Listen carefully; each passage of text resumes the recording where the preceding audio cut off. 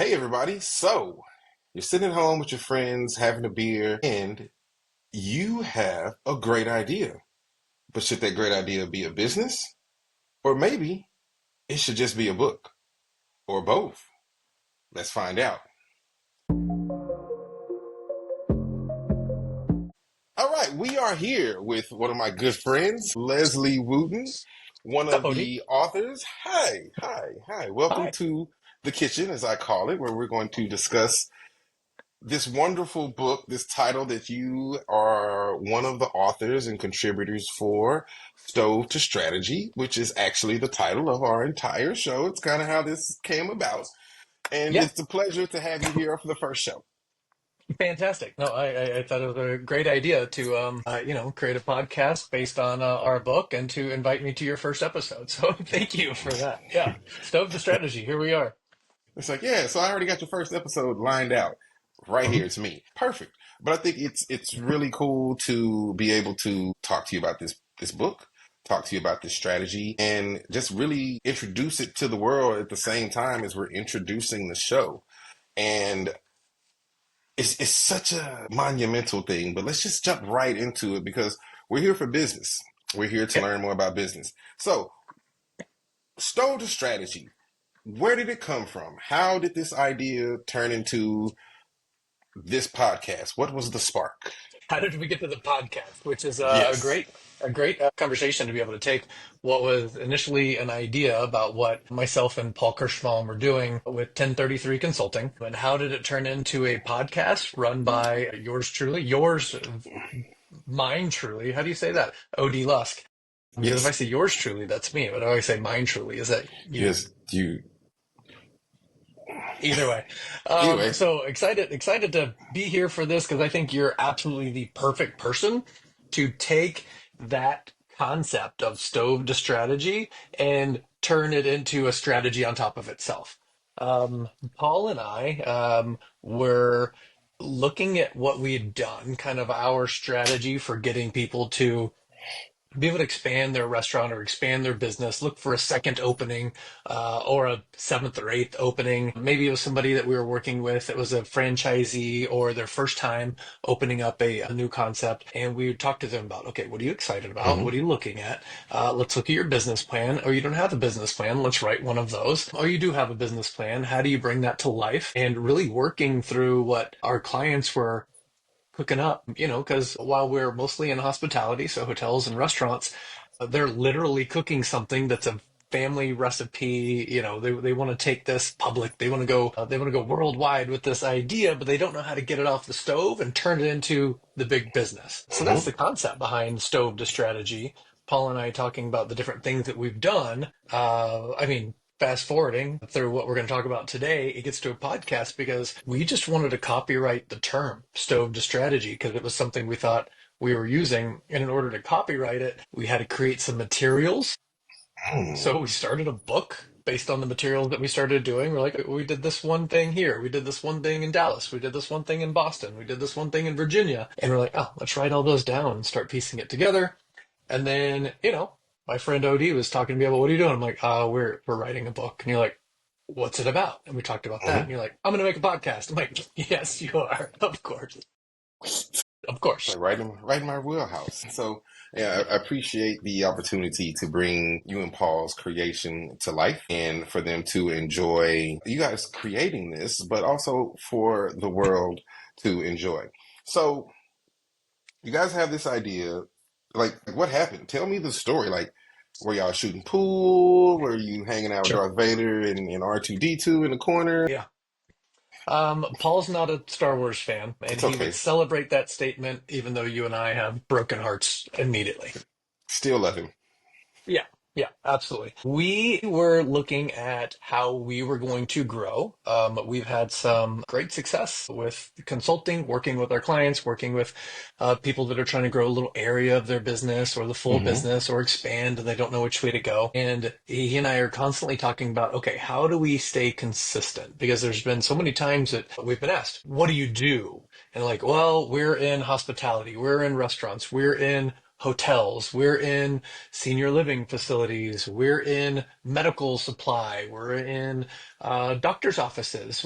We kept naming all these different areas that we're in. We're in Texas, we're in New York City, we're in Virginia. And while we were saying this big, broad list, which again, humbled to have that kind of range of clientele, we were looking at, okay, but what is it that we do? And largely, we discovered in our conversation that we're doing about the same thing with each of them. We're listening to individual problems within business. We're talking to them about how they're looking to grow and what it is that they have. And some people we talk to are just starting off with a business plan. Some people that we talk to have 10 locations and they're looking for 10 more. Some people, have one location or they have one Mm, menu item and they want to turn that into a business. So largely, we identified what people were doing right and how to expand on that, and what people were doing that were inefficient and how to minimize those inefficiencies and create some operational standards. And to us, it was a repeatable process.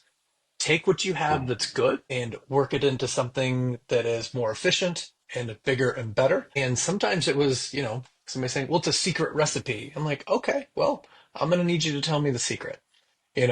It's like a pinch of this and a dash of magic, and when I stir, I move my hips like this. I'm like, okay, good, good. mm. Well, we can teach that because in order for you to grow it, you're going to have to release that magic, and we're going to have to duplicate that magic.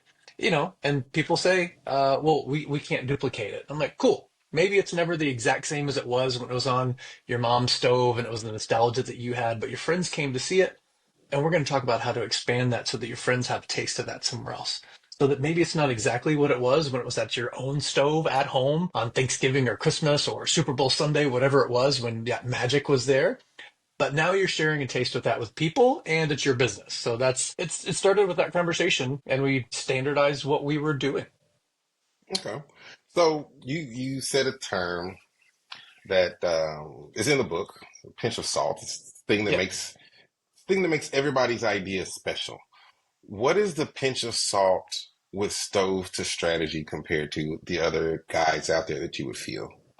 So the pinch of salt in the book is talking about how you, the creator of the recipe, you know what it's like. You taste it and you're like, oh, I just need about this much salt. And you know exactly how much it is. You know the feel of it. But if you were to just tell somebody, oh, add a pinch of salt, are they small, tiny little pinch, or are they gonna, pinch like this, or do they scoop it, or do they take a teaspoon and scoop it out? Like so many people are going to interpret that a little bit different, and or everybody's pinch is a little bit different. So it's so hard to take that.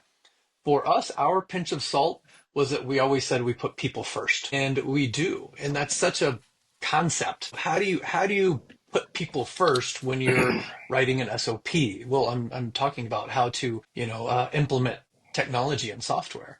I'm like, okay, well, if people first is about hospitality or guest satisfaction, then when we're teaching people how to use technology, even though it's a very fixed process, we want them to understand the results of the end of it. Why am I doing this? Well, I'm doing this to create communication between the guest and the kitchen because I am the conduit for the guest at the table. I take their information, what they read on the menu, I enter it into the technology, and I'm communicating on their behalf to the kitchen.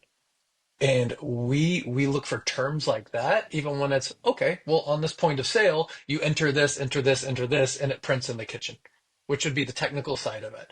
But Mm. adding that narrative to it allows people to have a feel about what they're doing and why. And we put people first in everything we do, not just because it's a good catchphrase or looks good on the website because one, we believe it, and two, we really see the results of when people treat their people right, their employees right, the business growth is there.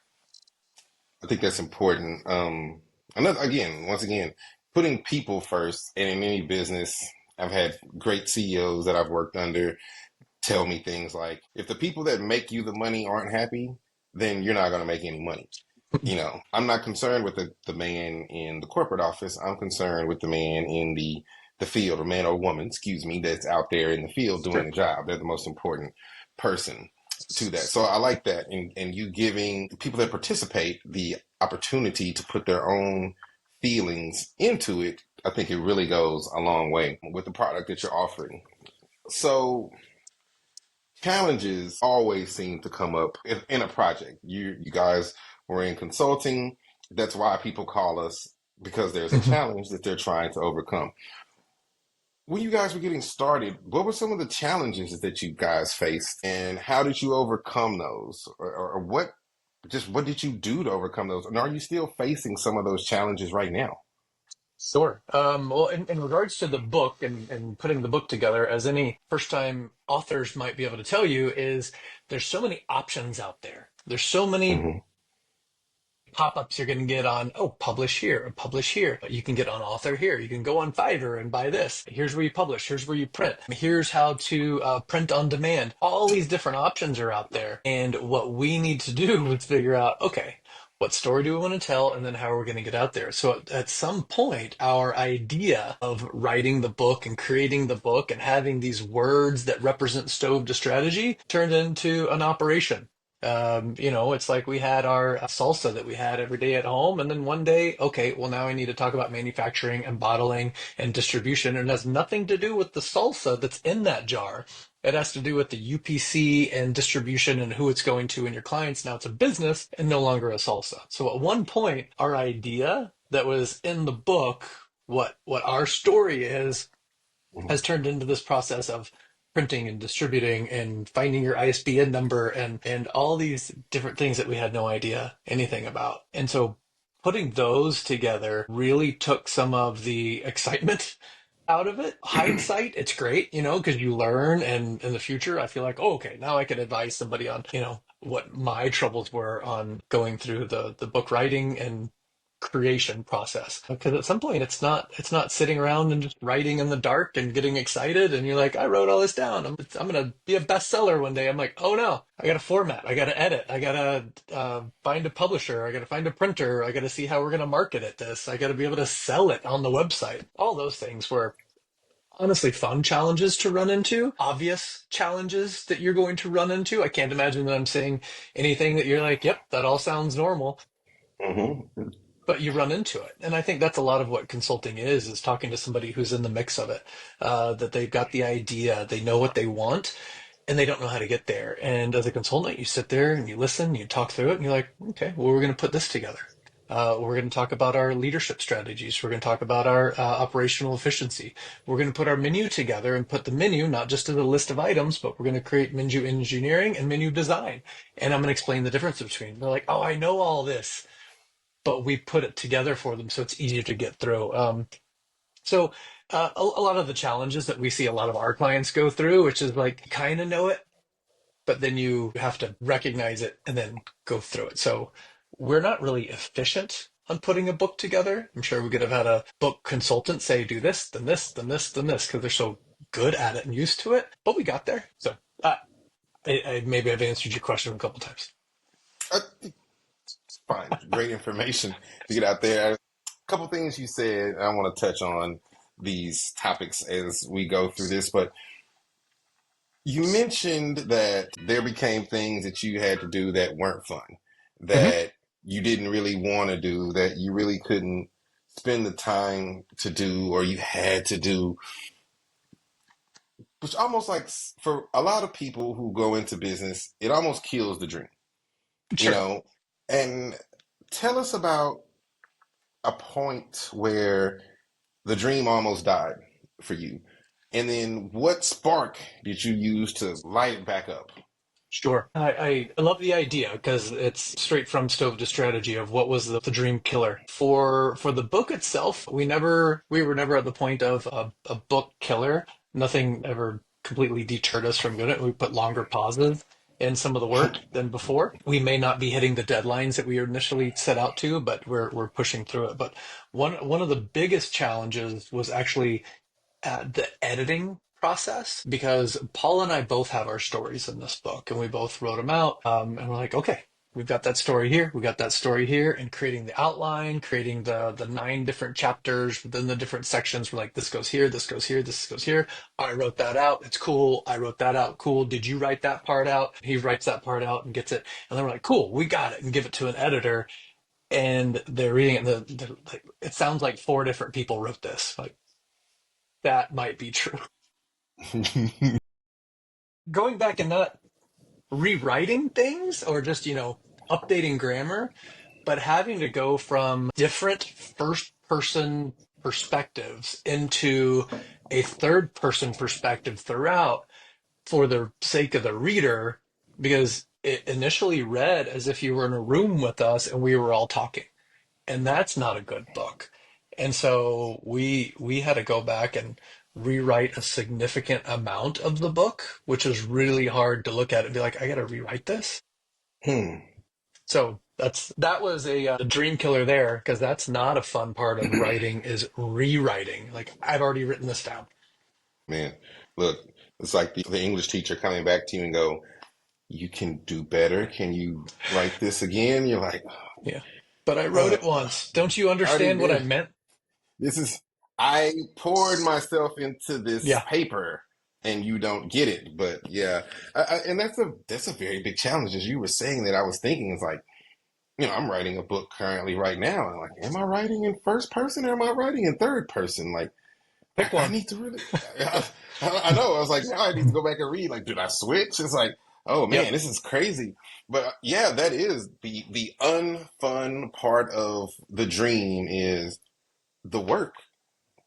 And I think there's a lot of people who don't really think about the work. Sure.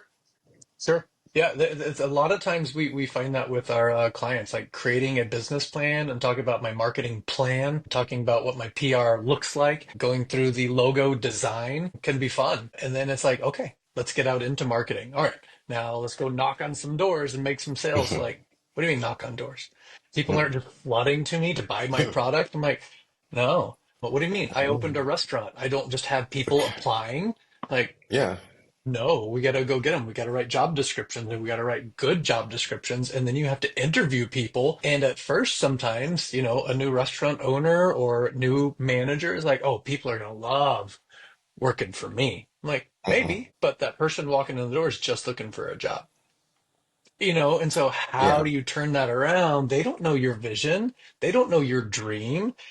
And you've got to go talk to them. You've got to go set up your marketing. You got to go pay money to do things. And that can be, for the sake of the conversation, a dream killer, because it kind of takes a little the wind out of the sails. It's like, oh, this is effort. I thought it was smooth sailing, but it's more like, 4 flights of stairs. I can do it.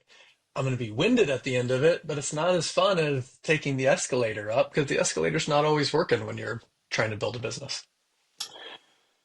You said a lot. Thinking about building a business, I mean, it's a lot. And these are the things that I think makes this guide or strategy or this book good for people who want to possibly take that first leap into being an entrepreneur. It kind of gives you and makes you do thinking and almost like thinking about the hard parts of the Mhm. business, like scalability. Will you be able, is this a scalable business? Like you said, like, is this just going to be grandma's salsa and it's just going to be salsa for this little bitty group, or is this going to be something that's going to become worldwide Yep. salsa company?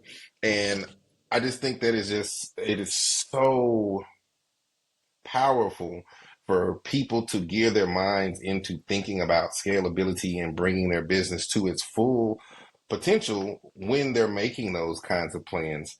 And so I just think it's such a good read for everybody. So you mentioned that Paul Mhm. helped you with the book. And are there any other people who have helped you along the way that you would say like you've been besides, the great me that's doing the podcast You're and on the this, list, but but I'll get yeah, there. Yeah. yeah, anybody else who's like helped you build this that maybe you weren't expecting to come along or has just really added something to the pie?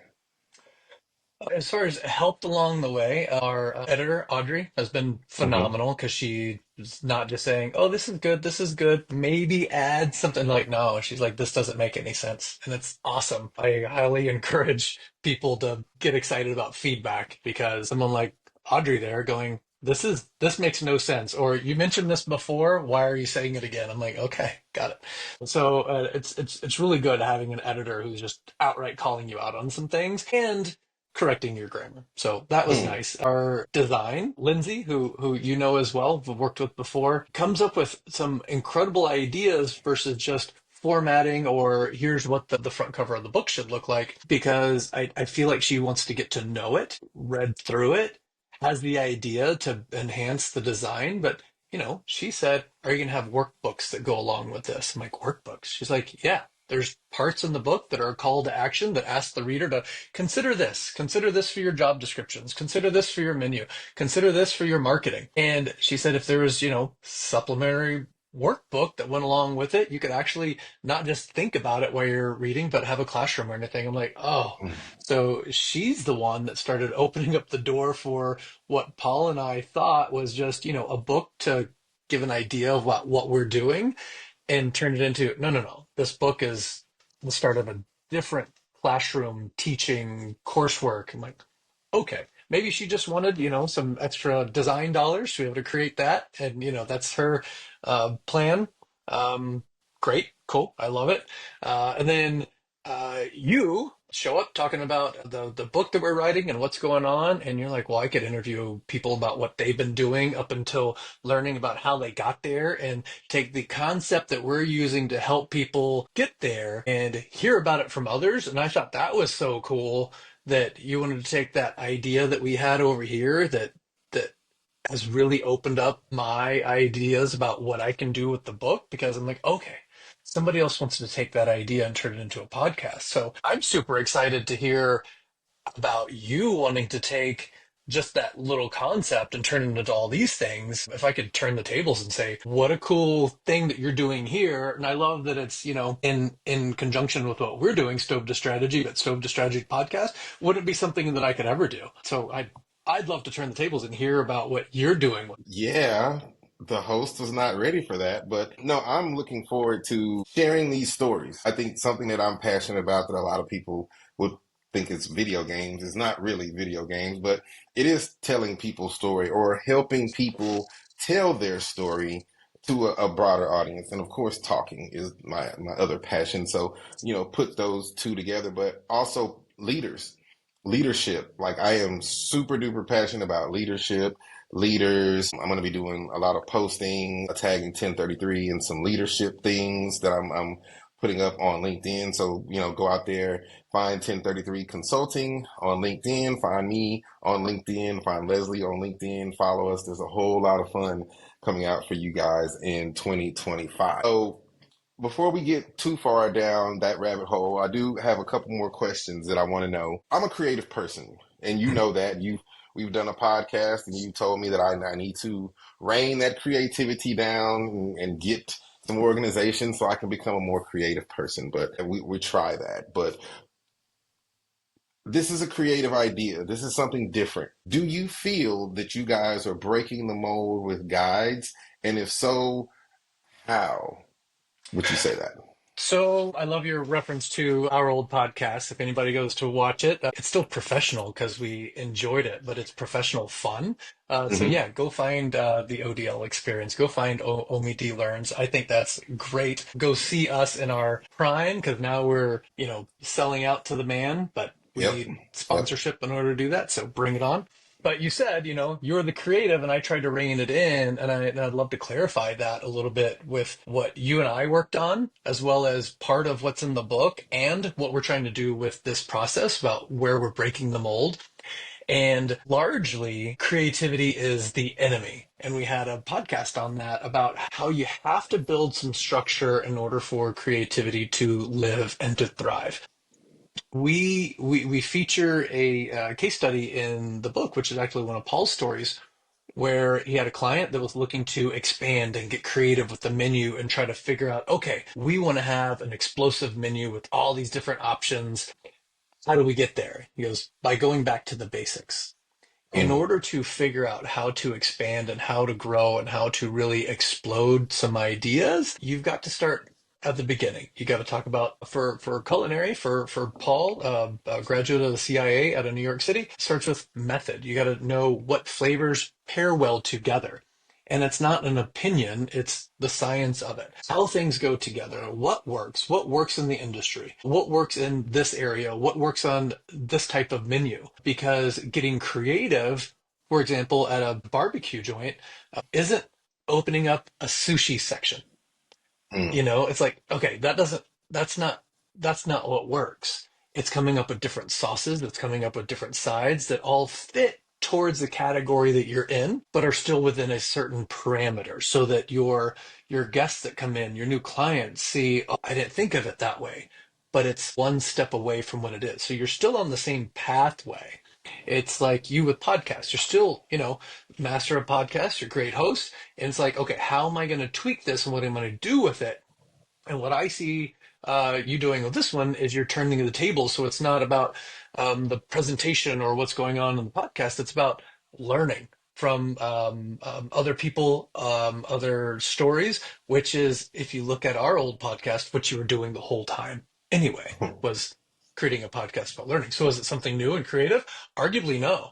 But it's in a new platform and a new situation. And so I think that's what we're doing with the book, Stove to Strategy. There's nothing in it that is spectacular other than we're saying, here's what the basic fundamentals are of that.